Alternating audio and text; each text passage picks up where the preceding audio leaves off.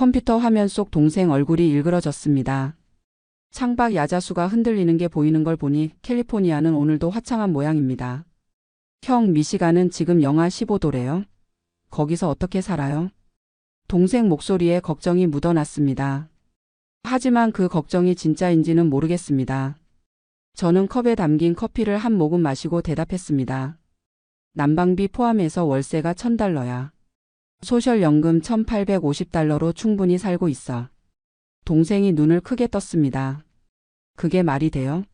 우리는 월세만 $2,500인데 형은 도대체 뭘 먹고 사는 거예요? 혹시 빚이라도 있는 거 아니에요? 저는 한숨을 쉬었습니다. 설명해봤자 믿지 않을 것 같았습니다. 동생은 손짓하며 말을 이어갔습니다.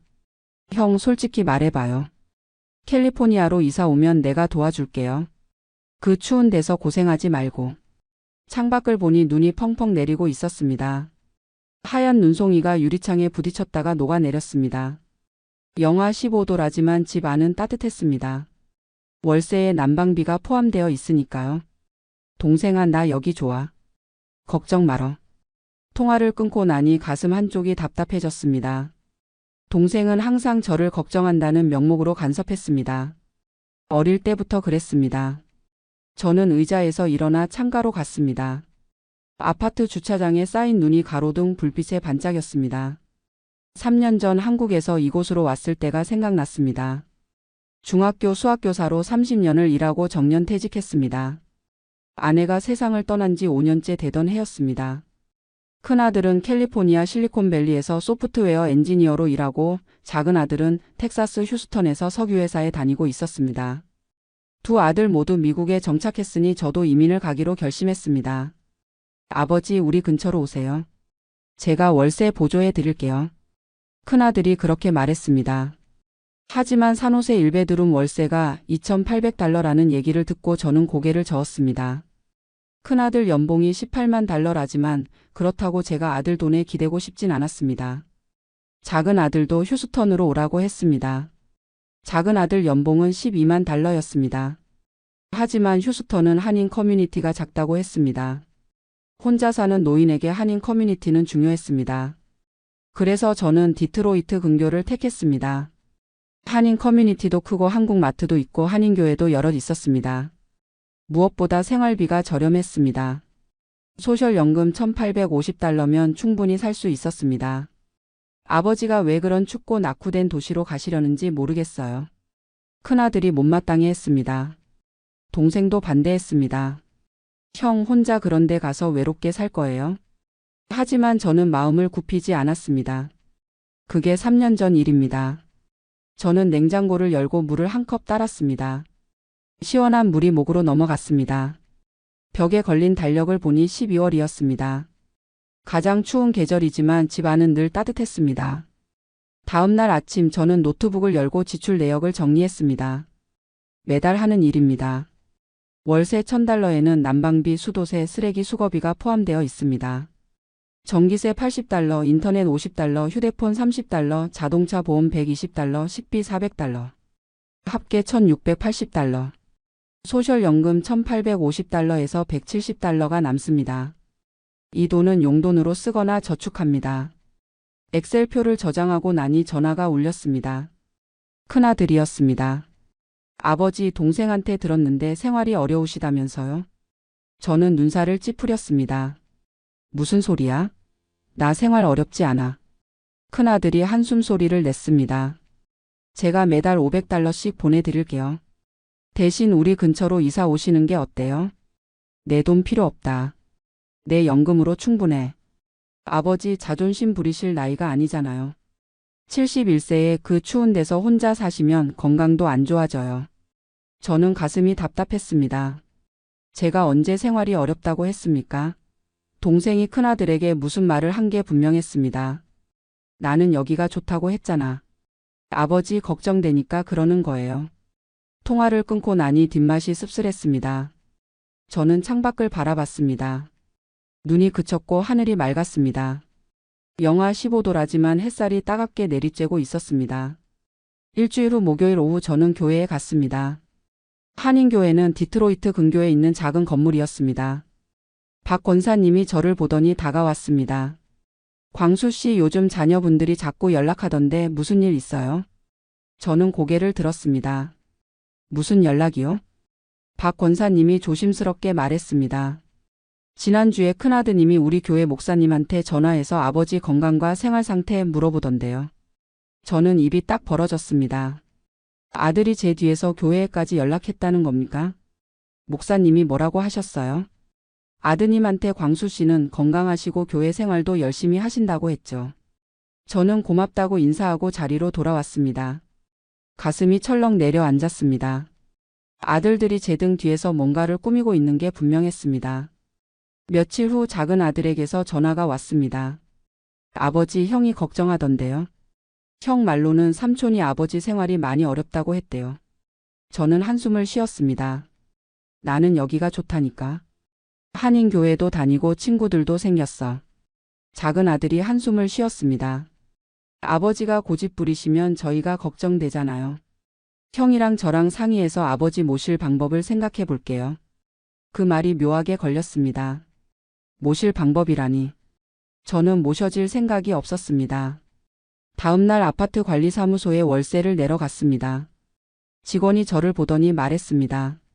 손님, 며칠 전에 캘리포니아에서 전화 와서 어르신 월세 납부 상황이랑 생활 패턴 물어보던데 가족분이었어요.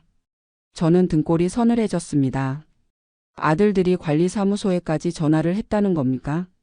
뭐라고 대답하셨어요? 월세는 매달 제때 내시고 아무 문제 없다고 했죠. 집으로 돌아와 저는 소파에 앉았습니다. 손이 떨렸습니다. 아들들이 교회 관리사무소에 연락해서 제 생활을 감시하고 있었습니다. 마치 제가 정신이 온전치 못한 사람처럼요. 저는 결심했습니다. 증거를 모아야겠다고. 다음 날부터 저는 은행에 가서 3개월치 계좌 내역을 출력했습니다. 집에 돌아와 노트북을 열고 엑셀 파일을 만들었습니다. 매달 지출 내역을 정리했습니다. 소셜연금 $1,850, 월세 $1,000, 전기세 $80, 인터넷 $50, 휴대폰 $30, 자동차 보험 $120, 식비 $400. 합계 $1,680. 매달 $170씩 저축하고 있다는 증거였습니다. 아파트 임대 계약서를 꺼내 스캔했습니다. 시트 언드 워터 인클루더드 인 렌트라는 문구를 클로즈업으로 찍었습니다. 난방비가 월세에 포함되어 있다는 증거였습니다. 공과금 청구서도 모았습니다. 한인마트 영수증도 모았습니다. 3일 동안 모든 자료를 정리했습니다. 그리고 스마트폰을 들고 제 일상을 찍기 시작했습니다. 한인마트에서 장 보는 모습, 직원과 한국말로 농담하는 모습, 교회에서 친구들과 이야기하는 모습, 아파트 헬스장에서 러닝머신을 걷는 모습, 도서관에서 책 읽는 모습. 박 권사님에게 부탁했습니다. 권사님, 목사님께 부탁 좀 드릴 수 있을까요? 제가 교회에서 건강하게 생활하고 있다는 확인서를 받고 싶은데요. 박 권사님이 고개를 끄덕였습니다. 무슨 일인지는 모르겠지만 도와드릴게요. 이틀 후 목사님께서 확인서를 써주셨습니다. 정광수 집사님은 우리 교회의 건강하고 활발한 회원이며 경제적으로 안정적인 생활을 하고 계십니다. 저는 모든 자료를 클라우드에 저장했습니다. 그리고 가족 단톡방에 메시지를 보냈습니다. 다음 주말에 중요한 이야기가 있으니 영상통화합시다. 주말 저녁 7시 저는 노트북 앞에 앉았습니다. 큰아들, 작은아들, 동생이 차례로 화면에 접속했습니다. 무슨 일이세요, 아버지? 큰아들이 물었습니다. 저는 화면 공유 버튼을 눌렀습니다. 내 이야기 잘 들어. 첫째, 내 월 소득은 소셜연금 $1,850다. 엑셀표가 화면에 떴습니다. 둘째, 내 월 지출은 $1,680로 매달 $170씩 저축하고 있다. 지출 내역이 하나하나 나타났습니다. 월세 $1,000, 전기세 $80, 인터넷 $50, 휴대폰 $30, 자동차 보험 $120, 식비 $400. 셋째, 난방비는 월세에 포함되어 있어서 겨울에도 추가 부담이 없다. 임대계약서 사진이 화면에 떴습니다. 시트 언드 워터 인클루더드 인 렌트라는 문구가 선명했습니다. 큰아들이 입을 열었습니다. 그래도 아버지 나이에 추운 곳에서 사시는 게. 저는 다음 영상을 재생했습니다.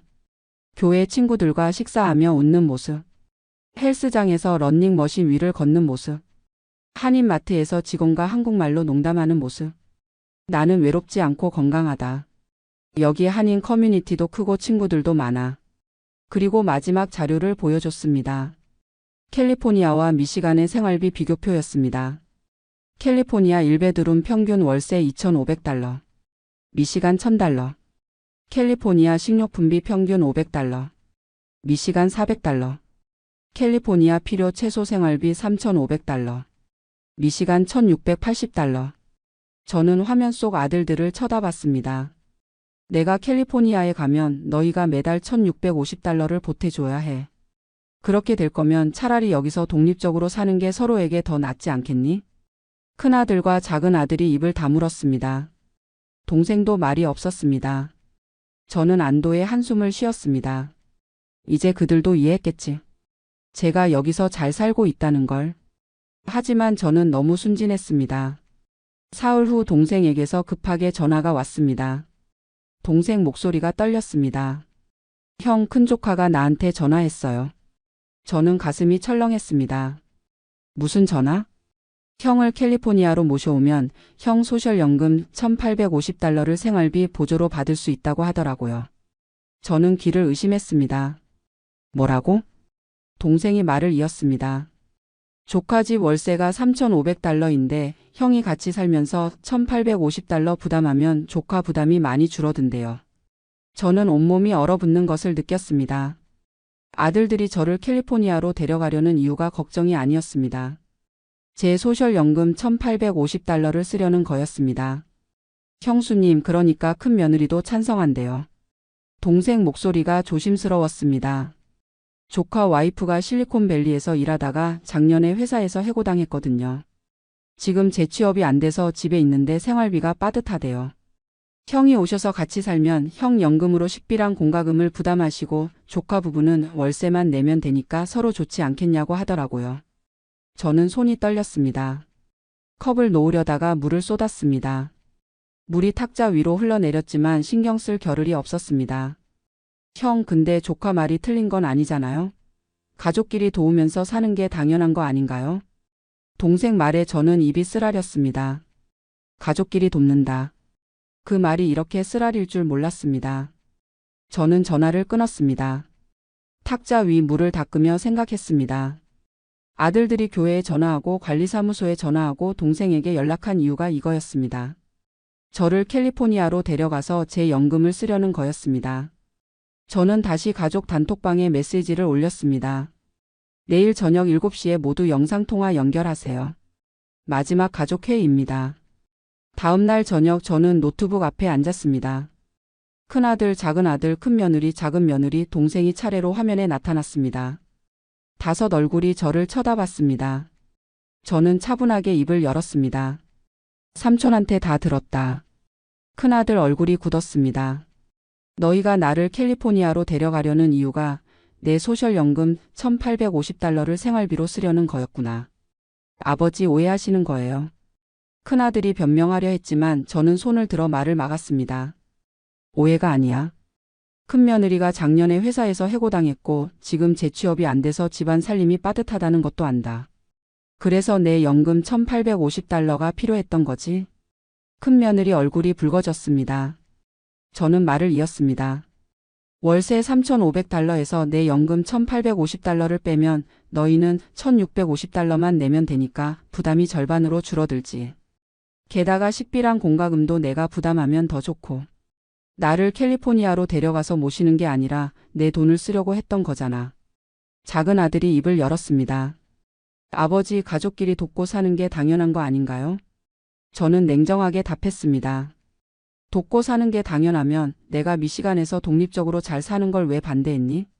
내가 너희 돈 한 푼 안 쓰고 내 연금으로 살고 있는데 그게 왜 문제였어? 화면이 조용해졌습니다. 아무도 대답하지 못했습니다. 그때 큰며느리가 갑자기 울음을 터뜨렸습니다. 어깨가 들썩였습니다. 아버님, 저희가 정말 힘들어요. 큰며느리 목소리가 떨렸습니다. 제가 해고당하고 6개월째 재취업이 안 되는데 집값은 계속 오르고. 우리도 아이 둘 키우면서 정말 빠듯하게 살아요. 아버님 연금이 필요했던 건 맞아요. 하지만 그게 나쁜 건가요? 가족이잖아요. 큰아들이 거들었습니다. 아버지, 사실대로 말씀드릴게요. 우리 집 저축이 바닥났어요. 실리콘밸리 집값이 너무 비싸서 월세 3,500달러 내기도 벅차요. 아버지가 오셔서 1,850달러만 부담해 주시면 우리가 숨통이 트여요. 그게 그렇게 잘못된 건가요? 작은 아들도 가세했습니다. 형 말이 맞아요, 아버지. 솔직히 아버지 혼자 미시간에서 사시는 것보다 캘리포니아에서 우리랑 같이 사시는 게 외롭지도 않고 더 좋잖아요. 아버지 연금으로 생활비 부담하시는 건 당연한 거예요. 옛날에 아버지가 우리 키울 때 돈 쓰셨던 것처럼요. 동생도 끼어들었습니다. 형, 조카들 말도 일리가 있어요.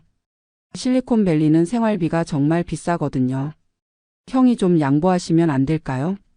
내 얼굴이 저를 쳐다봤습니다. 큰며느리가 눈물을 닦으며 다시 말했습니다. 아버님, 우리를 도와주세요. 가족이잖아요.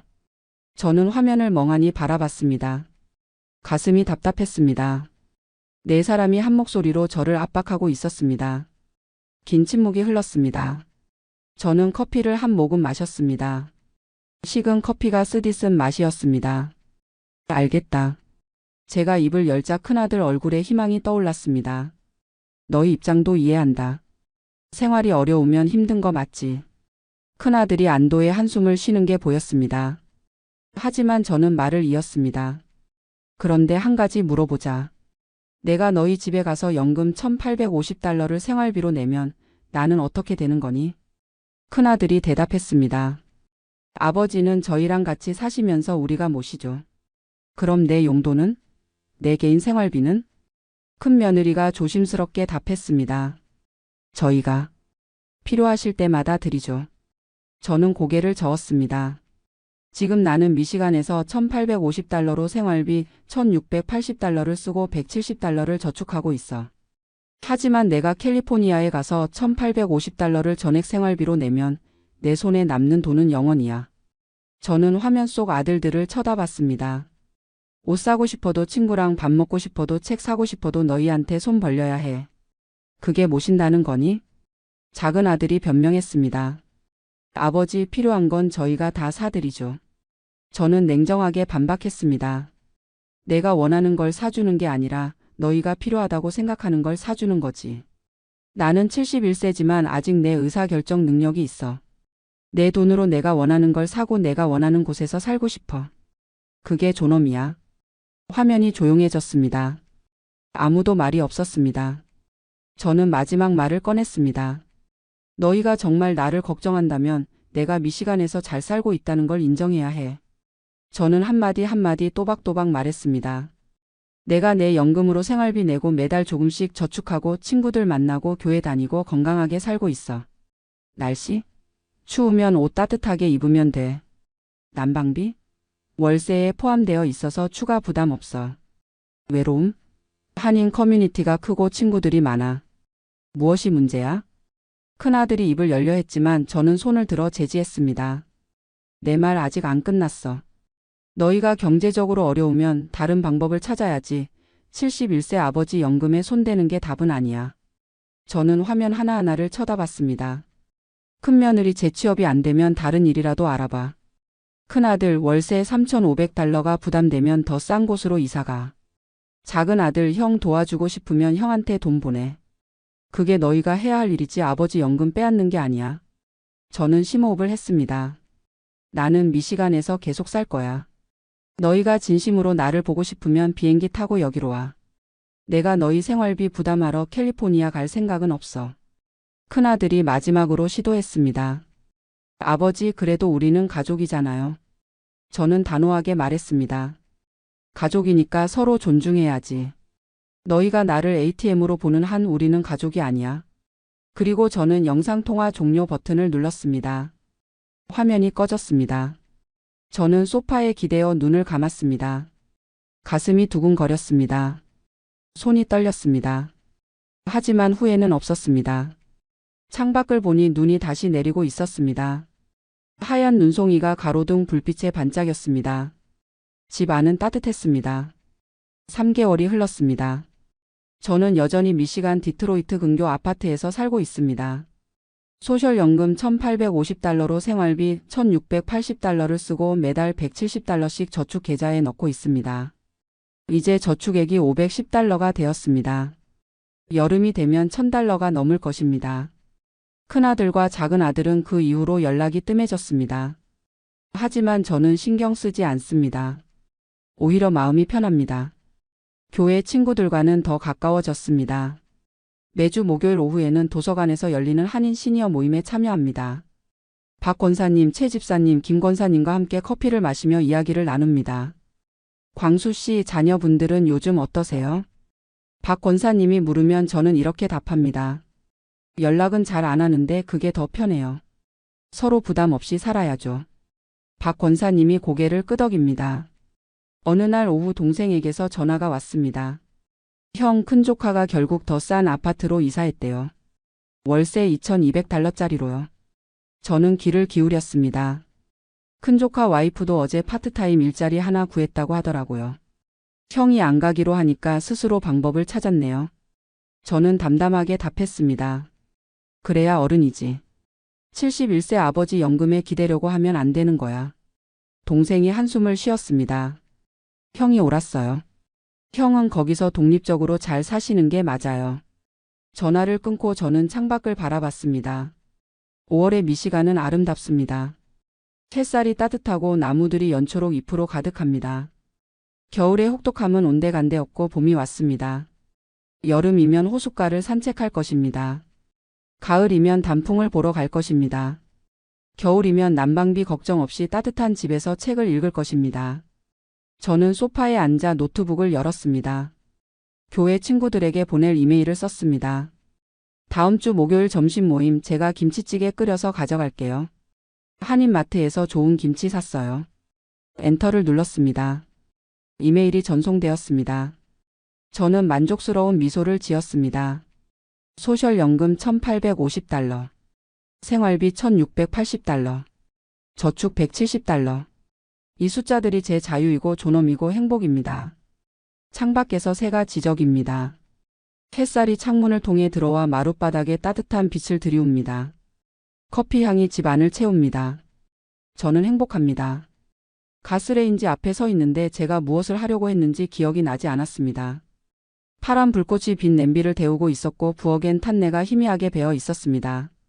라면을 끓이려고 했던 거였습니다. 물을 올려놓은 줄 알았는데 냄비가 텅 비어 있었습니다. 불을 끄고 창문을 열었습니다. 사막 너머로 해가 지고 있었고 피닉스의 11월 저녁 공기는 생각보다 차가웠습니다. 이웃집 김할머니가 노크를 하셨습니다. 상철 씨 괜찮으세요? 연기 냄새가 나던데. 할머니의 걱정스러운 눈빛을 보니 이게 처음이 아니라는 걸 알았습니다. 저는 괜찮다고 그냥 깜빡했다고 말씀드렸지만 할머니는 제 어깨를 툭 치시며 말씀하셨습니다. 상철 씨 요즘 좀 이상해 보여요. 병원 가보세요. 진짜로. 다음 날 아침 동네 한인병원을 찾았습니다. 대기실엔 저처럼 나이든 사람들이 가득했고 창밖으로 보이는 야자수가 바람에 흔들리고 있었습니다. 신경과 전문의는 여러 가지 질문을 했습니다. 오늘이 며칠인지 대통령이 누구인지 100에서 7씩 빼보라는 것들이었습니다. 제 대답이 더듬거릴 때마다 의사 선생님의 표정이 조금씩 굳어갔습니다. 초기 치매입니다. 지금부터는 혼자 사시기 어려울 겁니다. 진단서를 받아들고 주차장으로 나왔을 때 다리에 힘이 풀렸습니다. 차에 앉아서 한참을 멍하니 있었습니다. 아내가 3년 전 폐암으로 세상을 떠난 뒤로 혼자서 잘해왔다고 생각했는데 말입니다. 집에 돌아와 냉장고 문을 열었습니다. 상한 음식들이 여기저기 있었습니다. 제가 언제 만들었는지도 기억나지 않는 반찬들이었습니다. 의사 선생님은 6개월 안에 요양시설 입소를 권했습니다. 저는 그날 밤 한국에 있는 아들에게 전화를 걸었습니다. 시차 때문에 아들은 출근 준비를 하고 있었고 제 말을 듣더니 바로 말했습니다. 아버지 한국 오세요. 제가 모실게요. 아들의 목소리는 진심이었습니다. 하지만 저는 고개를 저었습니다. 물론 아들은 제 모습을 볼 수 없었지만요. 아니다. 난 여기서 살 거다. 1990년에 이 땅에 첫 발을 디딘 지 벌써 30년이 넘었습니다. 이제 와서 한국으로 돌아가고 싶지 않았습니다. 하지만 문제가 있었습니다. 미국 요양원은 한 달에 5,000달러에서 1만 달러가 넘는다는 소문을 들었습니다. 한국 돈으로 치면 750만 원에서 1,500만 원입니다. 제 소셜 시큐리티는 한 달에 1,800달러, 270만 원 정도였습니다. 아무리 계산해봐도 맞지 않았습니다. 밤마다 잠이 오지 않았습니다. 창밖으로 사막의 별들이 쏟아질 듯 빛났지만 제 미래는 칠흑 같았습니다. 제가 미국에 온 건 1990년이었습니다. 그때 저는 50살이었고 아들은 25이었습니다. 한국에서 중견 제조업체 관리직으로 일하고 있었지만 아들에게 더 나은 미래를 주고 싶었습니다. 아내는 반대했습니다. 여기서도 잘 살고 있는데 왜 고생하러 가요? 하지만 저는 고집을 부렸고 결국 우리 가족은 LA행 비행기에 몸을 실었습니다. 처음 10년은 정말 힘들었습니다. 한인 마트에서 일했고 새벽 5시에 일어나 밤 9시에 집에 돌아왔습니다. 손님들은 영어를 쓰고 저는 더듬더듬 대답했습니다. 시급은 최저임금이었고 월급날이면 아내와 함께 빡빡한 가계부를 펼쳤습니다. 아들은 커뮤니티 칼리지에 다니며 아르바이트를 했고 주말이면 가족 셋이 모여 라면을 끓여 먹었습니다. 2000년 기회가 왔습니다. 한인 무역회사에서 정규직을 구한다는 광고를 받고 이력서를 냈습니다. 면접을 보러 갔을 때 사장님이 제 한국 경력을 보고 고개를 끄덕였습니다. 관리직 경험이 있으시네요. 좋습니다. 연봉은 5만 달러, 한국 돈으로 7천만 원 정도였습니다. 많은 돈은 아니었지만 마트 시절과 비교하면 천지 차이였습니다. 그렇게 25년을 일했습니다. 매일 아침 8시에 출근해서 저녁 6시에 퇴근했고 성실하게 세금을 냈습니다. 회사는 작았지만 안정적이었고 사장님은 한국 사람이라 서로 마음이 통했습니다. 퇴직할 때 받은 퇴직금은 15만 달러였습니다. 평생 모은 돈치고는 많지 않았지만 저는 만족했습니다. 아내와 함께 피닉스 외곽에 작은 집을 샀습니다.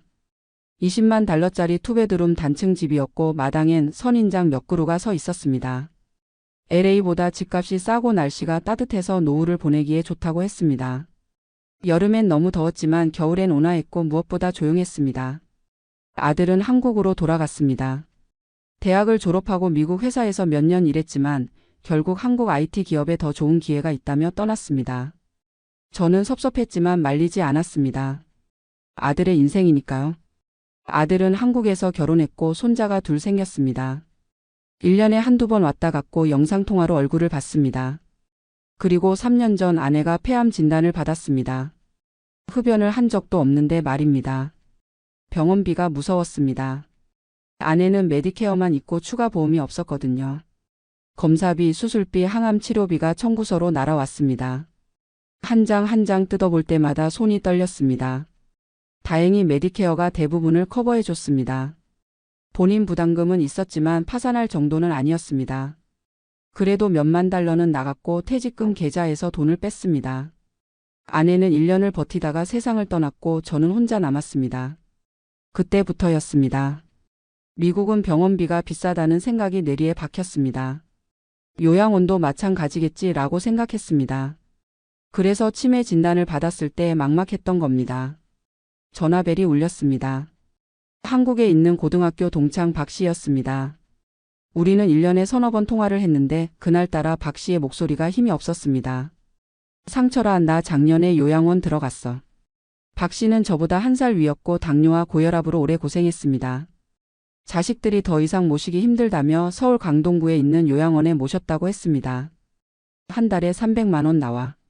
4인실인데 밤에 다른 할아버지들 코 고는 소리에 잠을 못 자. 간병인도 따로 써야 하는데 그것도 한 달에 200만 원이야. 자식들한테 미안해서 못 살겠어. 박 씨의 한숨이 전화기 너머로 들렸습니다.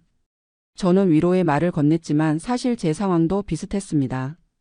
아니, 더 나쁠 거라고 생각했습니다.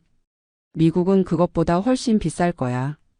통화를 끊고 나서 문득 궁금해졌습니다. 정확히 얼마나 비싼 걸까? 저는 노트북을 켜고 피닉스 요양원을 검색했습니다. 화면에 여러 시설들이 떴고 하나씩 클릭해봤습니다. 월 6,000달러, 월 8,000달러, 월 12,000달러. 환율을 계산기에 두드렸습니다. 900만 원, 1,200만 원, 1,800만 원. 역시나 비쌌습니다. 박 씨보다 훨씬 비쌌습니다. 저는 화면을 끄려고 했습니다. 그런데 한 요양원 웹사이트 맨 아래에 작은 글씨가 보였습니다. 메디케이드 수혜자는 별도 문의. 메디케이드? 메디케어는 알았지만 메디케이드는 처음 듣는 말이었습니다. 저는 그 요양원 전화번호를 메모했습니다. 다음 날 아침 전화를 걸었습니다. 헬로 선라이즈 시니어 리빙입니다. 친절한 여자 목소리였습니다. 저는 더듬거리며 물었습니다. 메디케이드가 있으면 비용이 어떻게 되나요? 메디케이드가 있으시면 본인 부담금이 훨씬 줄어듭니다. 하지만 자격 조건이 까다로워요. 저는 메디케어만 있는데요. 메디케어와 메디케이드는 달라요. 메디케이드는 저소득층을 위한 의료보장 프로그램이에요. 자산과 소득 조건을 충족해야 신청할 수 있어요. 직원은 애리조나 주 메디케이드 사무소 전화번호를 알려줬습니다. 저는 전화를 끊자마자 바로 그 번호로 전화를 걸었습니다. 상담원은 기계적인 목소리로 설명했습니다. 만 65세 이상 노인의 경우 자산이 개인 기준 $2,000 이하, 부부 기준 $3,000 이하여야 하고 월 소득이 개인 기준 $1,677 이하여야 합니다. 저는 멈칫했습니다. 저는 집도 있고 소셜 시큐리티로 매달 $1,800 받는데요. 그러면 자격이 안 되시네요. 집을 팔고 자산을 줄이셔야 하고 소득도 기준 이하로 내려가야 합니다. 말이 안 된다고 생각했습니다. 그럼 제 집을 팔아서 가난해져야 메디케이드를 받는다는 거예요? 네, 그렇습니다. 상담원의 대답은 차갑게 느껴졌습니다. 하지만 그분도 규정을 읽어주는 것 뿐이겠지요. 하지만 집 한 채는 예외 조항이 있어요. 거주 중인 주택 한 채와 차량 한 대는 자산 계산에서 제외됩니다. 그리고 소득이 기준을 약간 초과하더라도 의료비 지출이 많으면 자격이 될 수도 있어요. 정확한 건 직접 사무소에 오셔서 상담받으셔야 합니다. 희망의 불씨가 다시 살아났습니다. 예외 조항이 있다는 거였습니다. 저는 메모지에 주소를 받아 적었습니다. 메디케이드 사무소는 피닉스 시내에 있었습니다. 낡은 건물이었고 대기실은 사람들로 붐볐습니다. 히스패닉계 할머니들, 흑인 할아버지들, 젊은 엄마들이 번호표를 들고 앉아 있었습니다.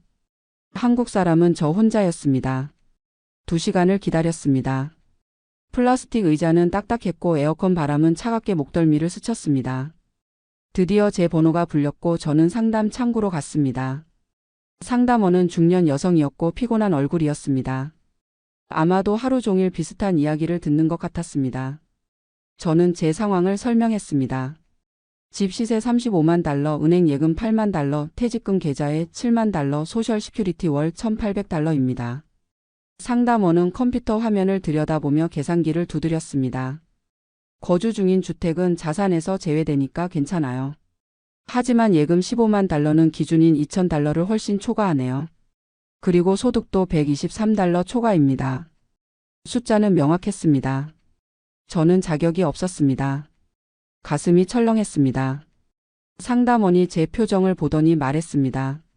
한 가지 방법이 있어요. 저는 귀를 기울였습니다.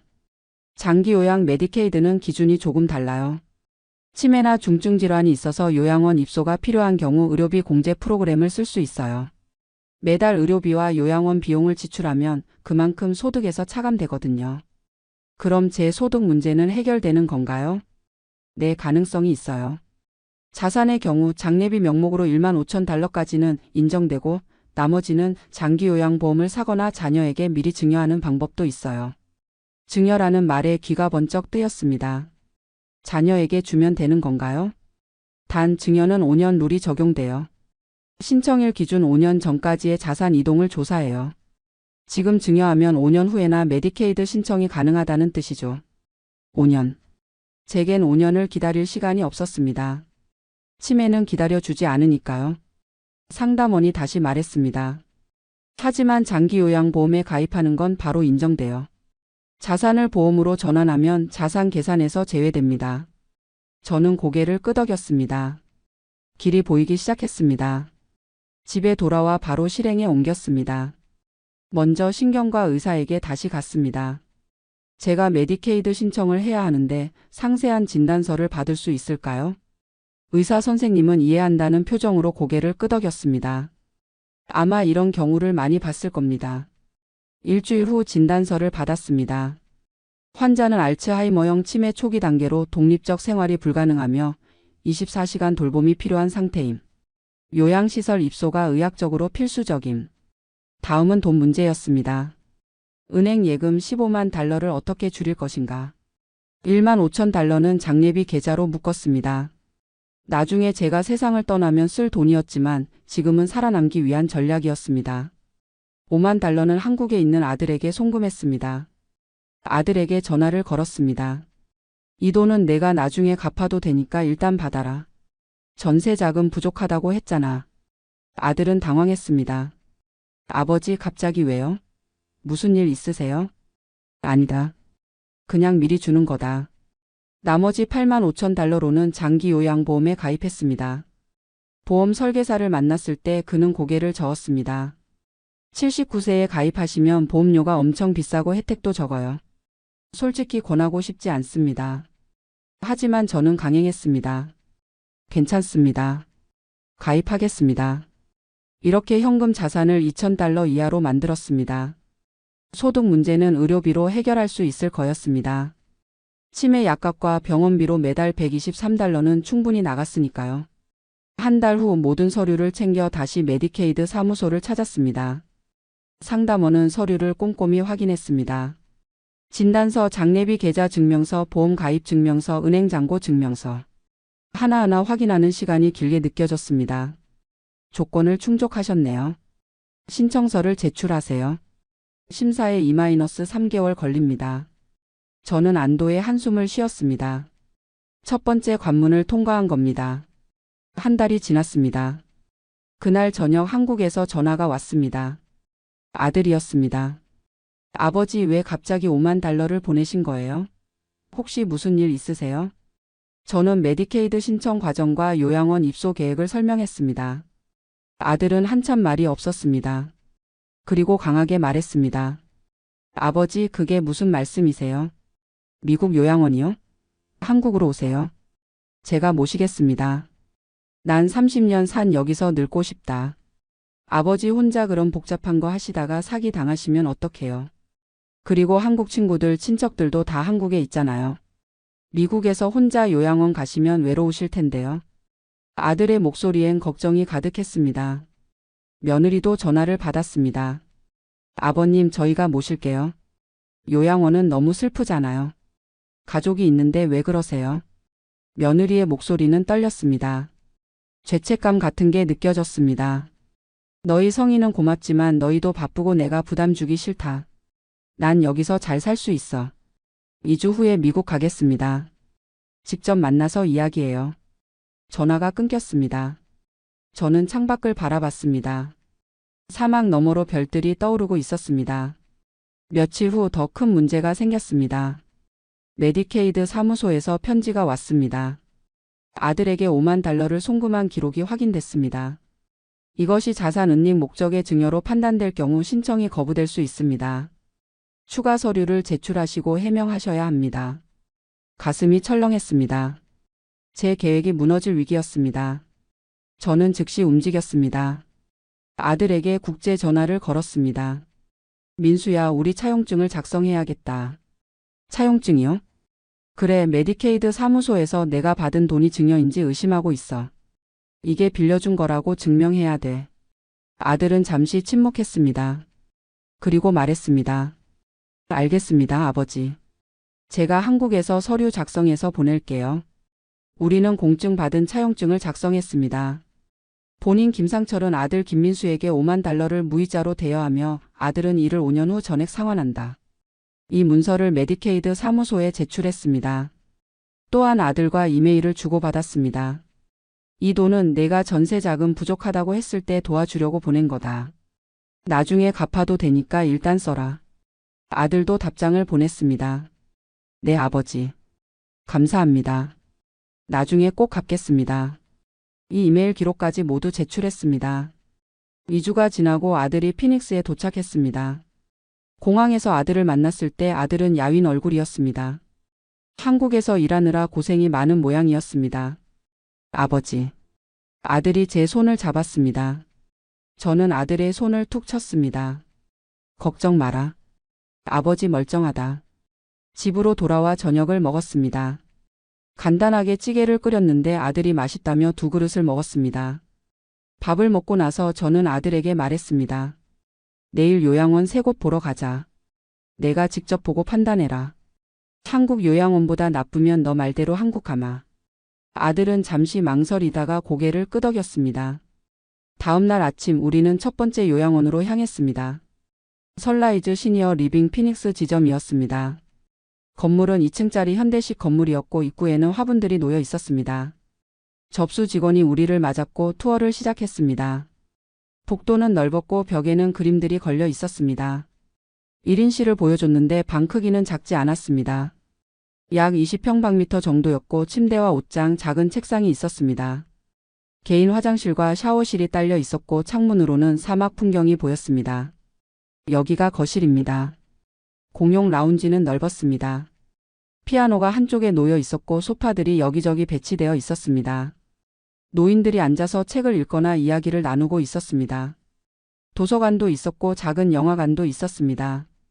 피트니스실에는 러닝머신과 자전거가 있었고 한할머니가 천천히 걷고 있었습니다. 식당입니다.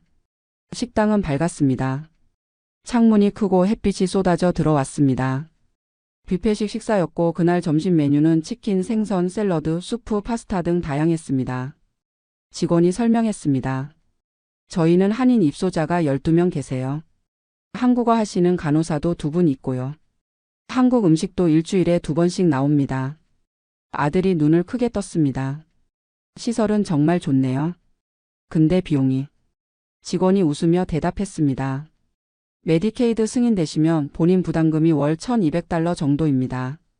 아들이 놀란 표정으로 되물었습니다. 그게 전부예요? 한국 돈으로 180만 원? 네, 나머지는 메디케이드에서 지불합니다. 실제 비용은 월 $6,500인데 $5,300를 메디케이드가 대신 내주는 거죠. 아들은 말이 없었습니다. 저는 아들의 표정을 살폈습니다. 놀라움과 혼란이 섞여 있었습니다. 2번째, 3번째 요양원도 비슷했습니다. 시설은 깨끗했고 직원들은 친절했습니다. 메디케이드 적용 시 본인 부담금은 $1,200에서 $1,500 사이였습니다. 저녁에 집으로 돌아와 아들과 마주 앉았습니다. 아들은 한참 말이 없었습니다. 그리고 말했습니다. 아버지, 시설은 좋은데 그게 문제예요. 여기 들어오시면 아버지 완전히 혼자가 되시잖아요. 무슨 소리야? 한국에 오시면 저랑 손자들이랑 매주 볼 수 있고 아버지 친구분들도 찾아뵐 수 있어요. 여기선 한국어 하는 사람 몇 명 없다잖아요. 외로워 죽으실 거예요. 저는 아들의 말을 듣고 있었습니다. 아들의 걱정은 진심이었습니다. 아버지가 치매 있으시니까 판단력이 흐려지신 거예요. 제가 아버지 위해서 결정할게요. 다음 주 비행기표 끊었어요. 같이 한국 가요. 저는 고개를 저었습니다. 난 안 간다. 왜요? 난 여기가 좋아. 여기서 살고 싶어. 아들은 답답한 표정이었습니다. 그날 밤 저는 잠을 이루지 못했습니다. 정말 제가 고집만 부리는 건가? 아들 말이 맞는 건가? 며칠 후 요양원에서 연락이 왔습니다. 방문 때 알게 된 한인 입소자 중 한 분 최할머니였습니다. 상철 씨 아드님이 반대하신다고 들었어요. 우리 한번 만나서 이야기해요. 최할머니는 요양원 카페에서 만나자고 했습니다. 저는 아들 몰래 택시를 타고 요양원을 찾아갔습니다. 카페는 조용했습니다. 최할머니는 커피를 마시며 앉아 있었고 저를 보자 손을 흔들었습니다. 앉으세요. 저는 마주 앉았습니다. 최할머니는 82세였지만 정정해 보였습니다. 나도 처음엔 한국 가려고 했어요. 딸이 한국에 있거든요. 그랬어요? 근데 여기 와보니까 생각이 완전히 바뀌었어요. 최할머니는 천천히 이야기했습니다. 남편이 20년 전 세상을 떠난 뒤 혼자 미국에서 살았답니다. 딸이 한국으로 오라고 했지만 5년 전 이 요양원에 입소했답니다. 여기선 내가 환자가 아니라 손님이에요. 직원들이 존댓말 쓰고 내 방은 내 집이고 하고 싶은 거 다 할 수 있어요. 한국은 다른가요? 한국은 요양원 가면 다 같이 체조하고 같이 밥 먹고 자유가 없잖아요. 여긴 아침에 일어나서 산책 갈지 안 갈지도 내 마음이에요. 최할머니는 자신의 방으로 저를 안내했습니다. 방엔 가족 사진들이 벽에 빼곡했고 작은 냉장고에는 김치와 반찬들이 있었습니다. 저녁마다 한국 드라마 보고 한 달에 한 번은 친구들이랑 한인타운 가서 외식도 해요. 딸분은요? 딸은 1년에 2번 미국 와요. 오히려 한국에 있을 때보다 관계가 더 좋아졌어요.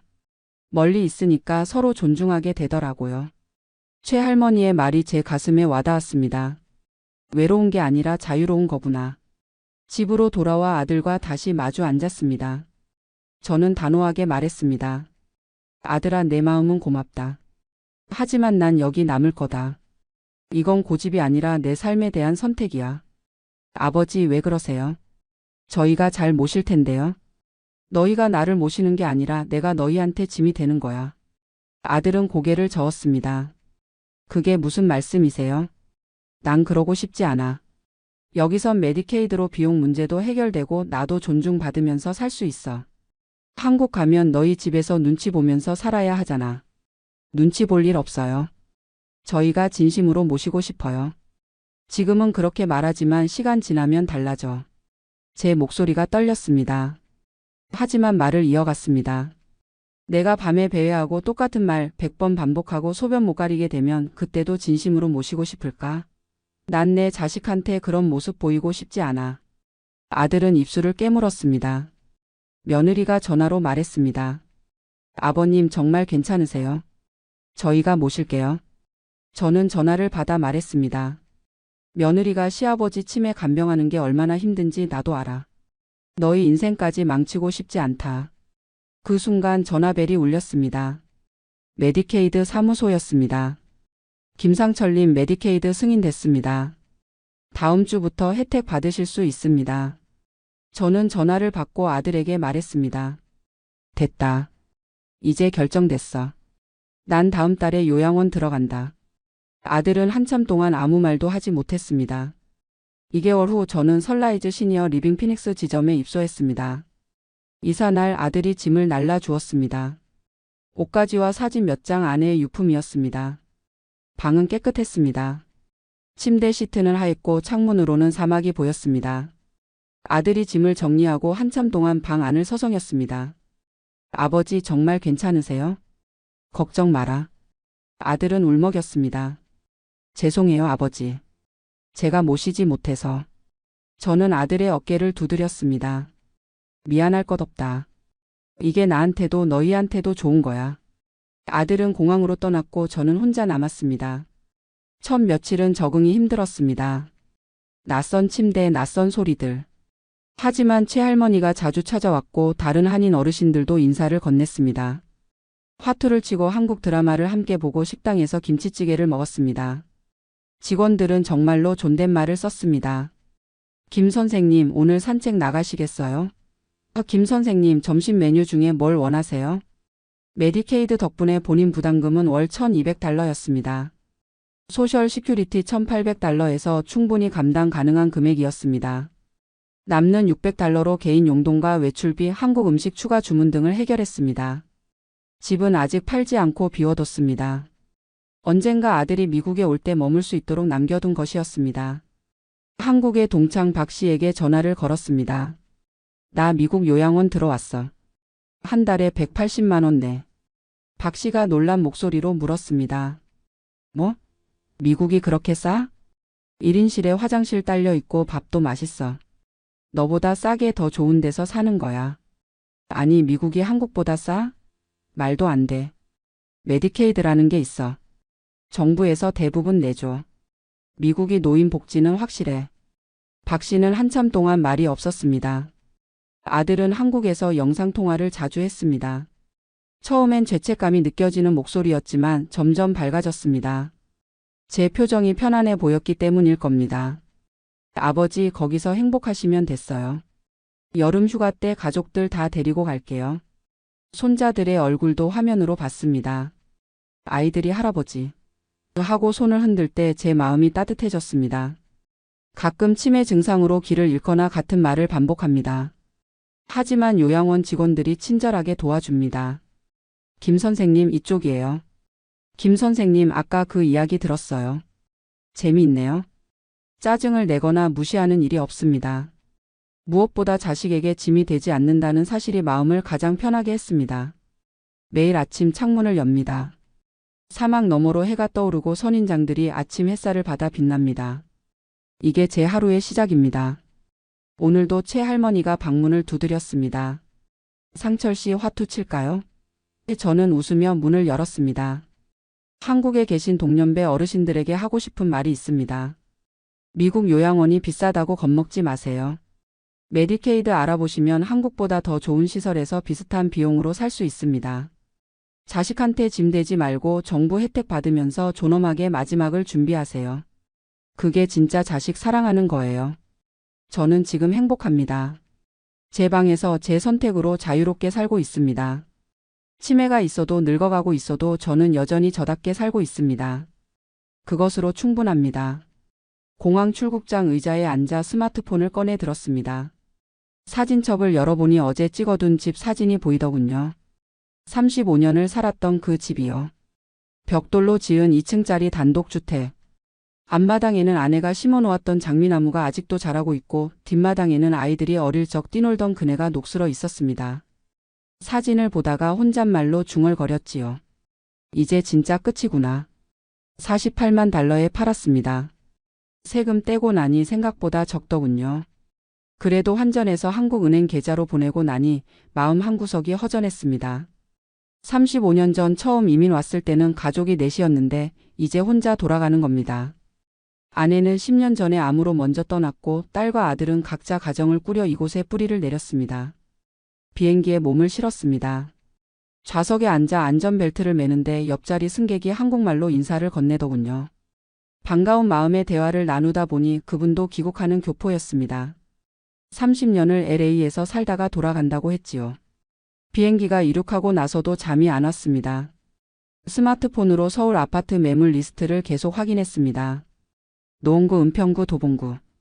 6억이면 강남은 무리고 외곽으로 가야겠다는 생각이 들었습니다. 창밖으로 구름이 흘러갔습니다. 35년 전 이민 올 때가 떠올랐습니다. 그때는 반대 방향이었지요. 젊은 부부가 어린 자식 둘 데리고 희망을 품고 태평양을 건넜습니다.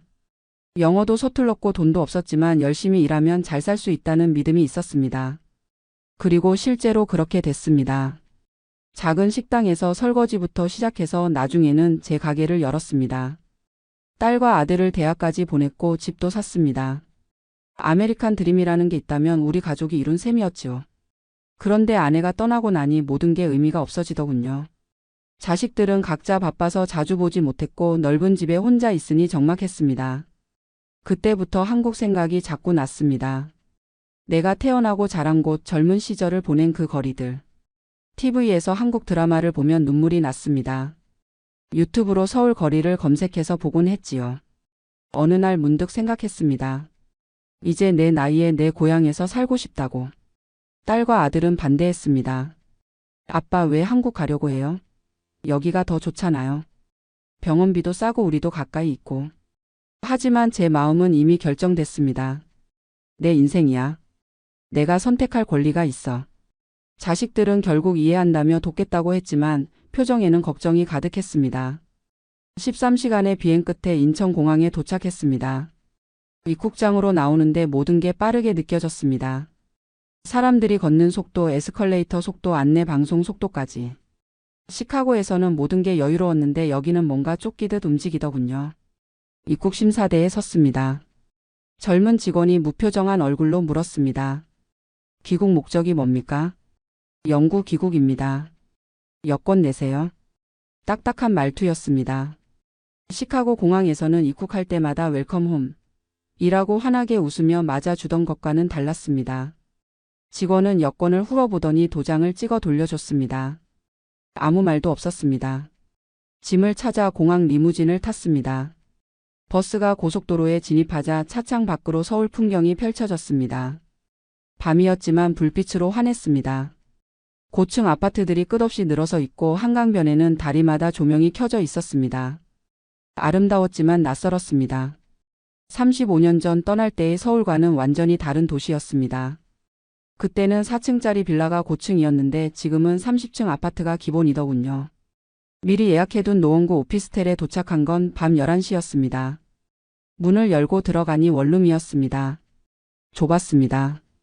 시카고 집 거실만큼도 안 되는 크기였습니다. 침대와 책상, 작은 옷장 하나. 그게 전부였습니다. 짐을 풀면서 생각했습니다. 일단 여기서 3개월 살면서 아파트를 알아봐야겠다고. 보증금 1,000만 원에 월세 60만 원이었습니다. 시카고에서는 모기지 다 갚고 재산세만 내면 됐는데 여기서는 월세를 내야 하니 뭔가 아깝더군요. 첫날 밤은 잠이 안 왔습니다. 시차 때문이기도 했지만 낯선 환경 때문이기도 했습니다. 창밖으로 차 지나가는 소리가 들렸습니다. 시카고 집은 조용한 주택가였는데 여기는 대로변이라 시끄러웠습니다. 침대에 누워 천장을 바라보며 생각했습니다. 과연 잘한 걸까? 딸과 아들 말대로 시카고에 그냥 있는 게 나았을까?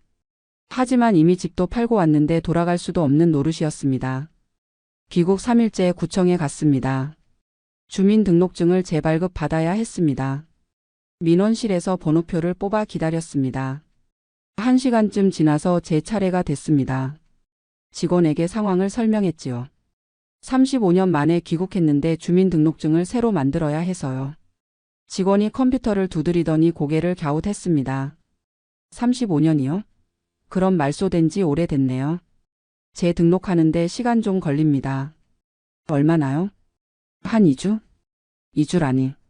시카고에서는 면허증 갱신도 당일에 됐는데 참고 기다리겠다고 했습니다. 구청을 나와 은행으로 갔습니다. 미국에서 송금한 돈을 확인하려고요. 창구 직원이 통장을 건네줬는데 잔액을 보니 예상보다 적었습니다. 환전 수수료에 중개 수수료까지 떼이니 생각보다 많이 빠져나갔더군요. 계산기를 두드렸습니다. 6억짜리 아파트는 무리였습니다. 5억 초반으로 봐야겠다는 생각이 들었습니다. 은행을 나와 병원으로 갔습니다. 고혈압 약을 처방받아야 했습니다. 시카고에서 먹던 약이 떨어져서요. 접수를 하는데 직원이 물었습니다. 건강보험증 있으세요? 아직 안 나왔어요. 귀국한 지 얼마 안 돼서. 그럼 비급여로 진료 받으셔야 해요. 얼마나 나와요? 진료비 8만 원이요. 8만 원.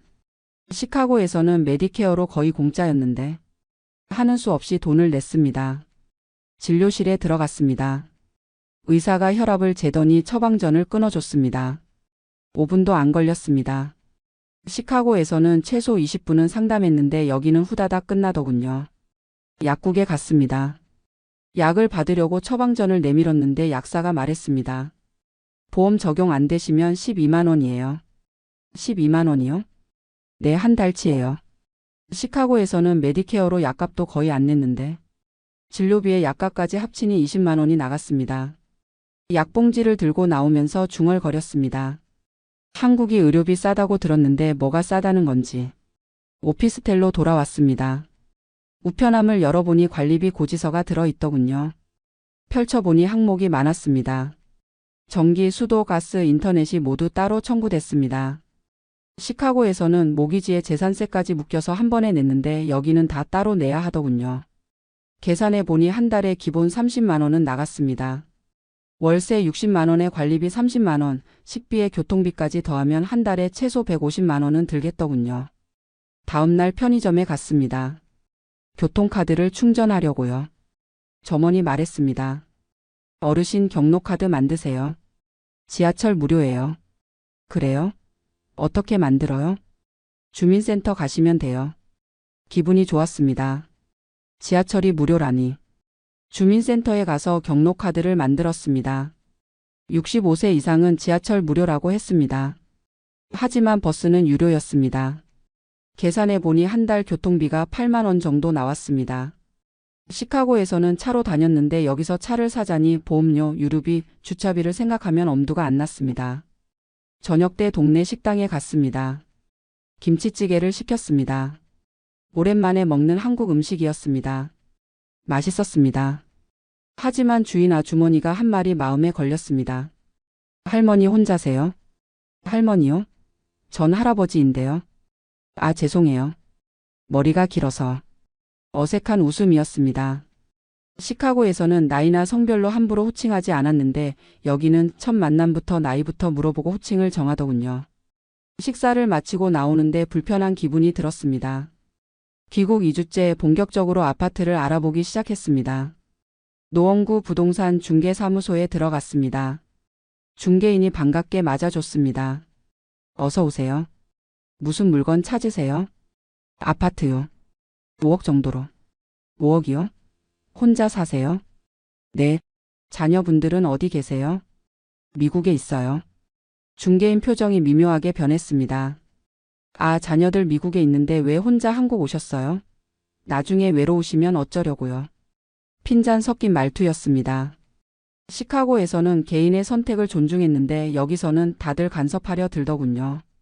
불편했지만 참았습니다. 중개인이 매물 리스트를 보여줬습니다. 사진을 보니 생각보다 오래된 아파트들이었습니다. 이거 몇 년 된 거예요? 30년 됐죠. 하지만 리모델링 했어요. 5억에 30년 된 아파트요? 어르신 요즘 서울 아파트 시세 모르세요? 이것도 싼 거예요. 대래 핀잔을 줬습니다. 기분이 나빴지만 다른 선택지가 없었습니다. 매물을 보러 다녔습니다. 노원구, 도봉구, 은평구. 여러 곳을 돌아다녔습니다. 어디를 가나 비슷했습니다. 오래됐고 좁았고 비쌌습니다. 일주일을 돌아다니다가 은평구에서 괜찮은 아파트를 찾았습니다. 4억 8천만 원. 20평대였습니다. 시카고 집의 절반도 안 되는 크기였지만 어쩔 수 없었습니다. 계약하기로 결정했습니다. 계약금 5천만 원을 입금했습니다. 중개인이 말했습니다. 잔금은 한 달 후에 치르시면 돼요. 그때 입주하시면 됩니다. 알겠습니다. 계약을 끝내고 나오는데 마음이 무겁더군요. 35년 동안 모은 돈으로 이렇게 작은 아파트를 사다니. 시카고 집이 그리웠습니다. 한 달이 지나 입주했습니다. 미국에서 보낸 컨테이너 짐도 도착했습니다. 하지만 짐이 너무 많았습니다. 아파트가 작아서 다 들어가지 않았습니다. 가구를 반 이상 버려야 했습니다.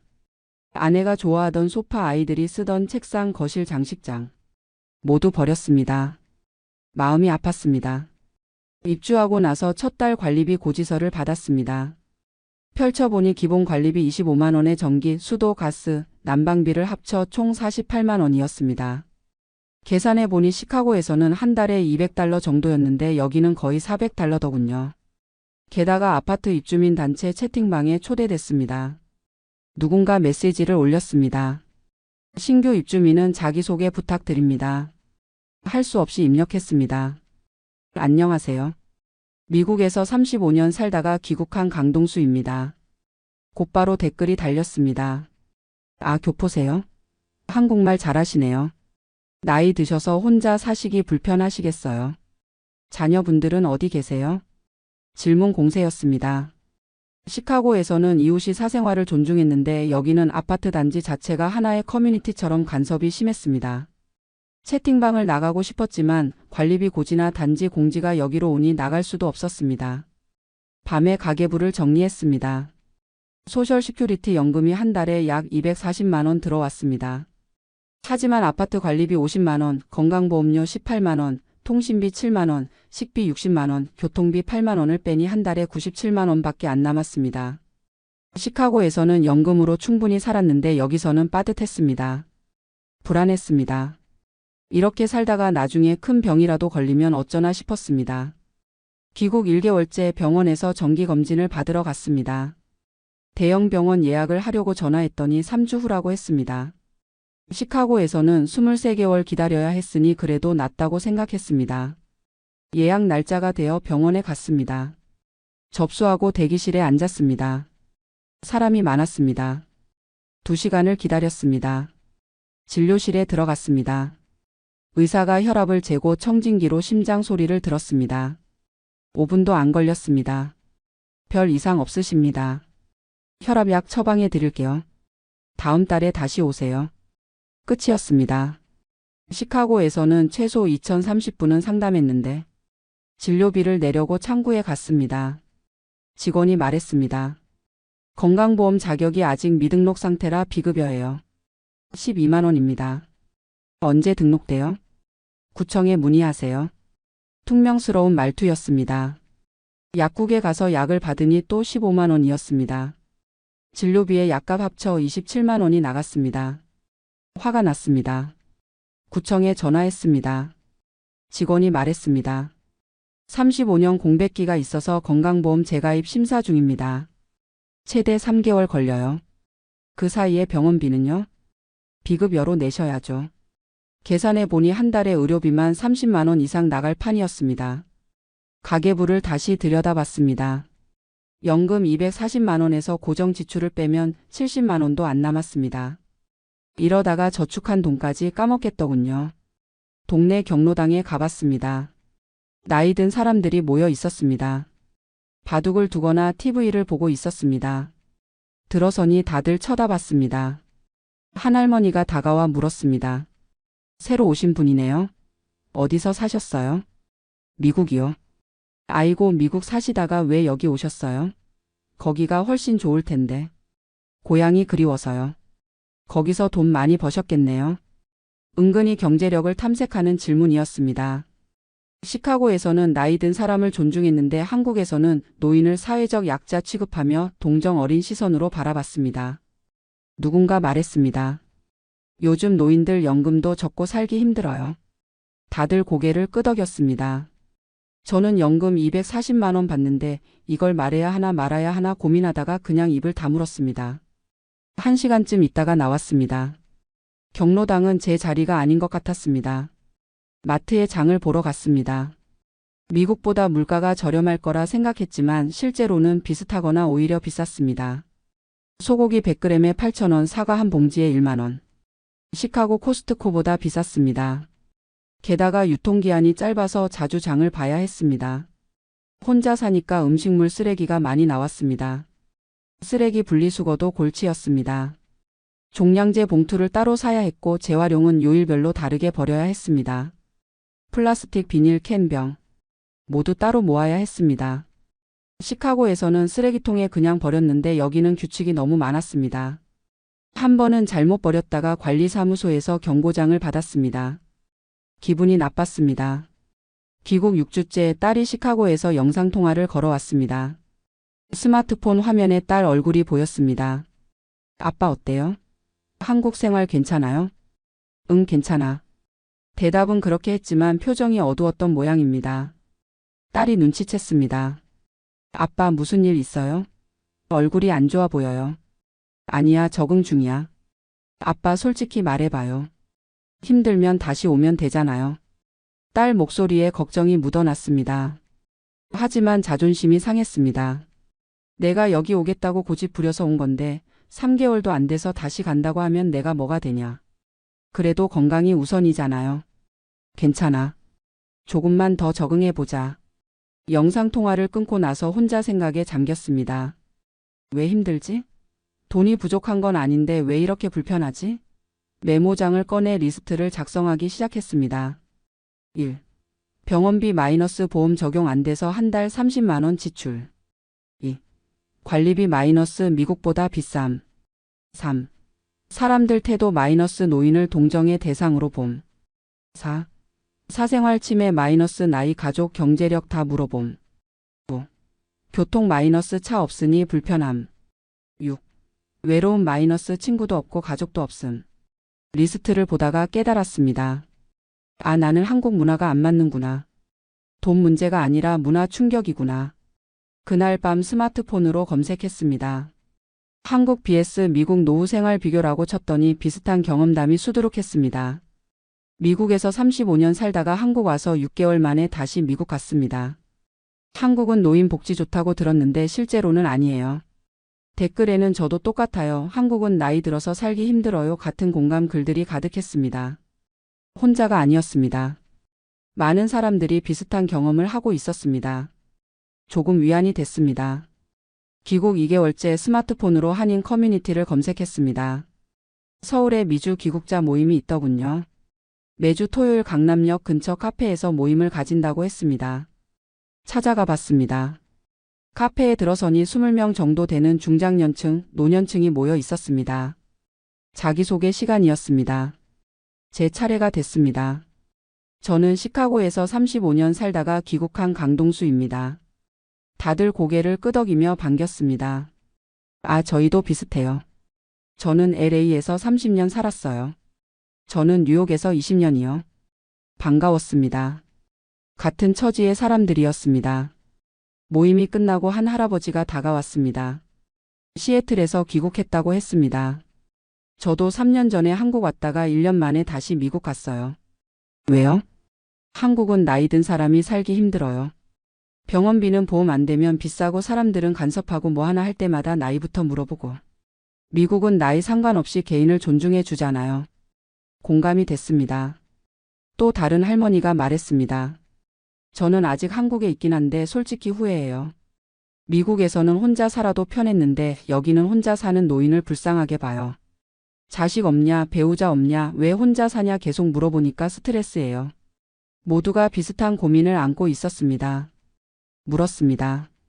혹시 다시 미국 돌아간 분들 많아요? 많죠.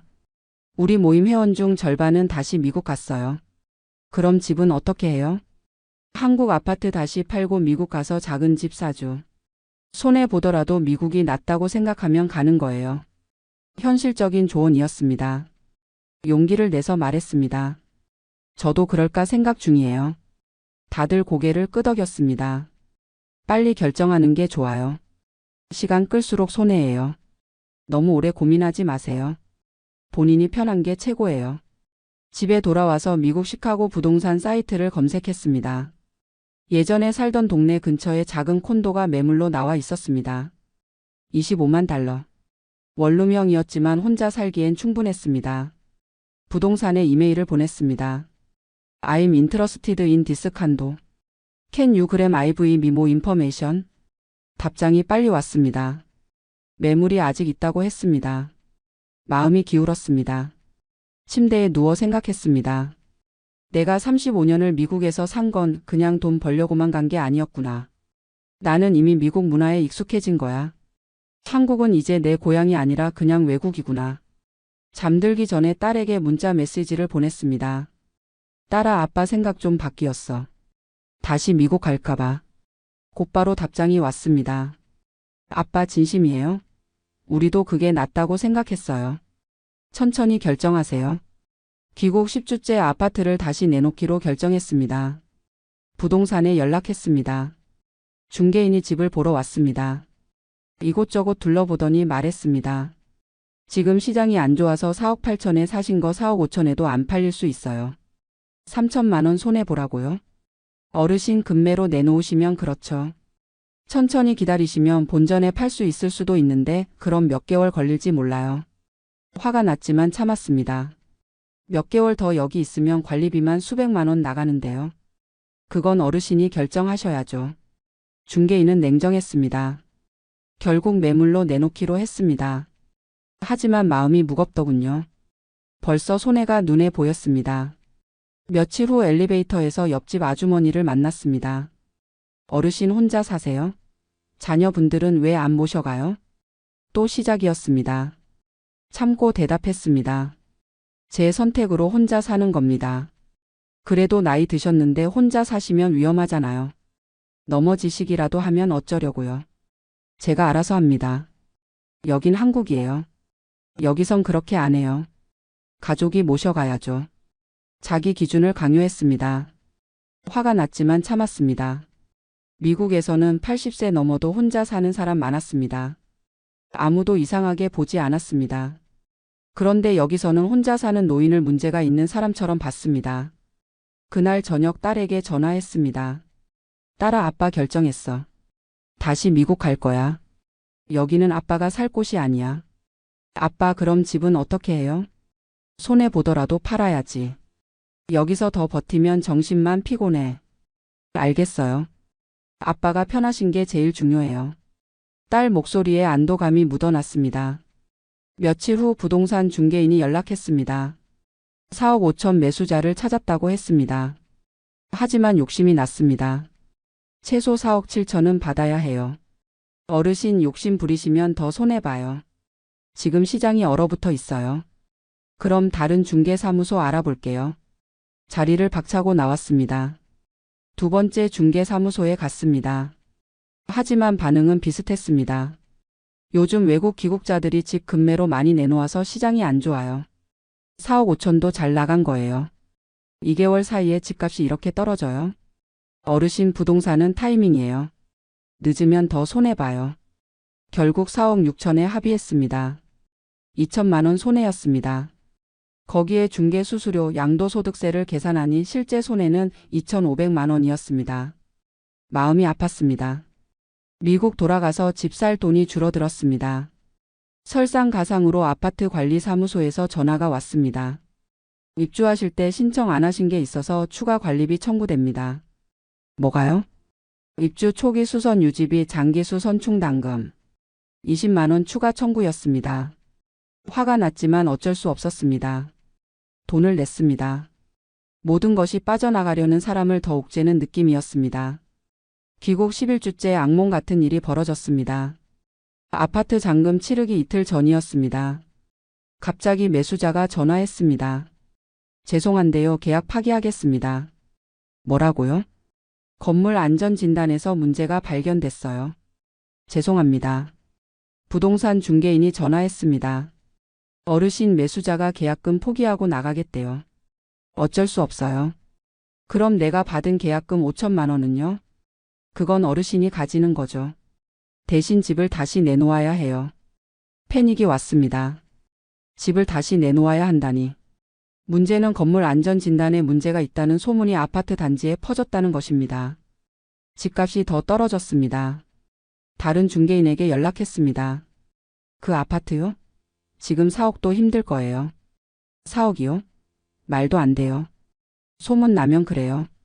어쩔 수 없죠. 8천만 원 손해였습니다. 믿을 수 없었습니다. 딸에게 전화했습니다. 상황을 설명했습니다. 아빠 일단 진정하고 아들이랑 같이 변호사 알아볼게요. 변호사 비용이 또 얼마인데. 걱정하지 마세요. 우리가 도와줄게요. 하지만 절망적이었습니다. 건강보험 등록이 드디어 완료됐다는 연락이 왔습니다. 하지만 그동안 냈던 비급여 의료비는 소급 적용이 안 된다고 했습니다. 지난 2개월간 병원비 60만 원은 그냥 날아갔습니다. 경로당에서 만난 할아버지가 말했습니다. 아파트 못 팔고 있다면서요? 소문 들었어요. 은근히 비웃듯 말했습니다. 화가 났습니다. 한국 사람들은 남의 불행을 즐기는 것 같았습니다. 그날 밤 혼자 소주를 마셨습니다. 눈물이 났습니다. 내가 왜 여기 왔지? 미국에서 편하게 살걸. 괜히 고향 그리워하다가 이 꼴 났네. 스마트폰으로 시카고 집 사진들을 봤습니다. 눈물이 더 났습니다. 35년 살던 집을 팔아서 이런 꼴을 당하다니. 딸에게서 메시지가 왔습니다. 아빠, 우리가 돈 보내줄게요. 일단 손해보더라도 빨리 정리하고 미국 오세요. 밤새 고민했습니다. 아침이 됐을 때 결단을 내렸습니다. 더 이상 여기서 시간 낭비하지 말자. 손해보더라도 빨리 떠나자. 부동산에 전화했습니다. 4억에 내놓을게요. 금매로요. 빨리 팔아주세요. 정말요? 그 정도면 일주일 안에 팔릴 거예요. 일주일을 기다렸습니다. 그 사이 미국 시카고 부동산과 연락했습니다. 25만 달러짜리 콘도가 아직 매물로 남아 있었습니다. 계약 진행했습니다. 한국 집 팔리면 바로 계약하겠다고 약속했습니다. 그 일주일 동안 서울 거리를 걸었습니다. 이게 마지막이라는 생각으로 곳곳을 둘러봤습니다. 남산타워, 한강공원, 광화문. 35년 전 떠날 때 그리워했던 장소들이었습니다.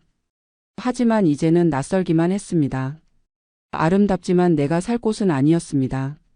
내 고향은 더 이상 여기가 아니구나. 내 고향은 시카고야. 중얼거렸습니다. 귀국 12주째 드디어 아파트가 팔렸습니다. 4억이었습니다. 계약금까지 합치면 총 4억 5천만 원이었습니다. 처음 투자한 돈 4억 8천에서 3천만 원 손해, 거기에 중개수수료 등 각종 비용까지 합치면 실질 손해는 약 4천만 원이었습니다. 하지만 마음이 홀가분했습니다. 이제 자유다. 안도의 한숨을 쉬었습니다. 짐을 정리했습니다. 컨테이너로 보낼 것만 남기고 나머지는 버렸습니다. 인천공항으로 향하는 리무진에 몸을 실었습니다. 차창 밖으로 서울 풍경이 지나갔습니다. 지난 3개월을 되돌아봤습니다. 나는 한국을 그리워한 게 아니라 젊었을 때의 한국을 그리워했구나. 내가 기억하는 그 한국은 이미 사라졌어. 그곳은 다른 나라였어. 공항에 도착했습니다. 출국 수속을 밟았습니다. 입국할 때와는 달리 발걸음이 가벼웠습니다. 면세점에서 딸과 아들에게 줄 선물을 샀습니다. 초콜릿과 화장품이었습니다. 이제 진짜 집에 가는 거야. 중얼거렸습니다. 비행기에 탑승했습니다. 이륙을 기다리는 동안 창밖을 봤습니다. 서울 야경이 펼쳐졌습니다. 아름다웠습니다. 하지만 더 이상 미련은 없었습니다. 아름답긴 한데 내가 살 곳은 아니네. 비행기가 이륙했습니다. 서울이 점점 멀어졌습니다. 13시간 비행 끝에 시카고 오헤어 공항에 도착했습니다. 입국 심사대에 섰습니다. 직원이 환하게 웃으며 맞아줬습니다. 웰컴 백 미스터 캥그램. 반가웠습니다. 생크 유. 이츠 그램 오디 투 비홈. 진심이었습니다. 공항을 나와 택시를 탔습니다. 예전 동네로 향했습니다. 익숙한 거리 풍경이 보였습니다. 눈물이 핑 돌았습니다. 내가 왔구나. 진짜 집에 왔구나. 25만 달러짜리 콘도 계약을 완료했습니다. 입주했습니다. 원룸형이었습니다. 작았지만 깔끔했습니다. 예전 집보다 훨씬 작았지만 혼자 살기엔 충분했습니다. 이 정도면 괜찮아. 만족했습니다. 소셜 시큐리티 연금으로 월세 없는 집에서 살면 여유 있게 생활할 수 있었습니다. 병원은 메디케어로 거의 공짜였습니다.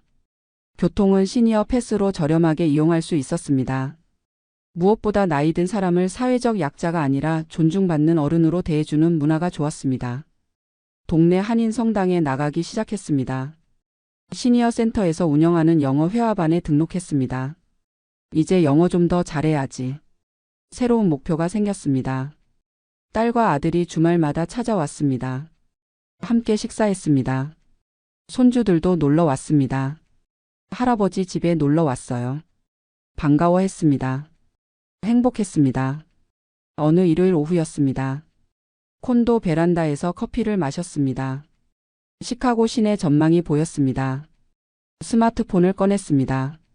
한국에 있는 미주 귀국자 모임 단체 채팅방에 메시지를 올렸습니다. 저는 다시 미국 왔습니다. 3개월 버티다가 돌아왔어요.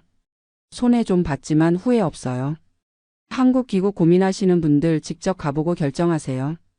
막연한 그리움만으로는 안 됩니다. 댓글이 달렸습니다. 공감해요.